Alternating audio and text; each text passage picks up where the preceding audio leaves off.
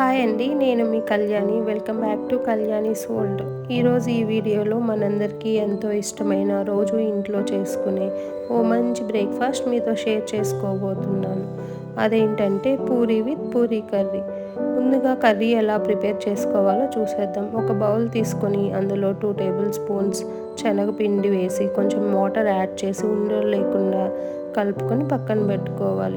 Stove మీద ఒక కడాయి తీసుకొని అందులో ఆయిల్ వేసి హీట్ అయ్యాక 1 టేబుల్ స్పూన్ ఆవాలు, 1 టేబుల్ స్పూన్ జీలకర్ర, అలాగే కొంచెం కరివేపాకు, అలాగే 4 లేదా 5 పచ్చిమిర్చి చీలికలు వేసి ఫ్రై చేసి అందులోకి ఉల్లిపాయ యాడ్ చేసి రుచికి తగ్గట్టు సాల్ట్ వేసి ఫ్రై చేయాలి.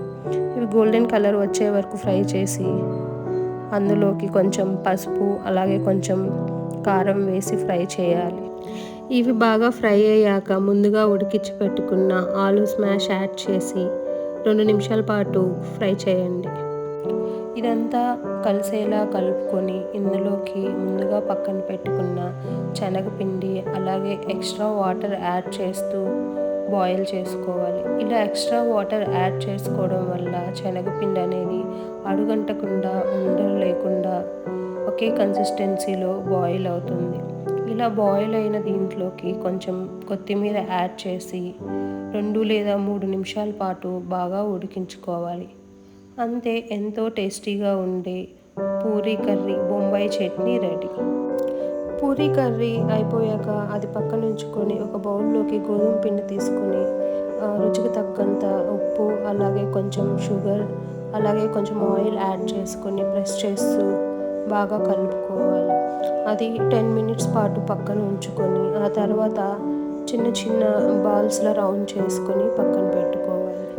పూరీలు అనేవి బాగా పొంగాలంటే పెద్ద పెద్ద బాల్స్లా కాకుండా ఇలా చిన్నవి చేసుకుంటే చాలా బాగా పొంగుతాయి. ఇక్కడ నేను పూరీ కర్రీతో రుద్దకుండా పూరీ ప్రెస్ తీసుకున్నాను. ఇది బయట స్టీల్ షాప్స్లోను ఇంకెక్కడైనా ఫ్యాన్సీ స్టోర్లోనూ దొరుకుతుంది. దీంట్లో చాలా డిఫరెంట్ సైజెస్ ఉంటాయి. ఒకసారి మీరు ట్రై చేసి చూడండి, చాలా టైం సేవ్ చేయొచ్చు దీంతో. ఇలా బాల్స్ అన్నీ పూరీ ప్రెస్తో ప్రెస్ చేశాక ఒక ప్లేట్లోకి తీసుకొని ఒక ప్యాన్లోకి ఆయిల్ వేడి చేసి అందులో ఒక్కొక్కటి ఫ్రై చేయాలి. ఒక సైడ్ కాలిన తర్వాత ఇంకొక సైడ్కి తిప్పుకుంటూ ఫ్రై చేస్తూ ఉంటే చాలా బ్రౌనిష్ కలర్లో పూరీ ఎంతో బాగా టేస్ట్ అండ్ టెక్స్చర్ బాగా వస్తుంది. ఈ కొలతలతో మీరు కూడా ఇంట్లో ఒకసారి ట్రై చేసి ఎలా వచ్చాయో కామెంట్ బాక్స్లో కామెంట్ చేయండి. అలాగే ఈ వీడియో నచ్చినట్లయితే please subscribe to my channel and share my channel to your friends and family members. Give a comment on comment box.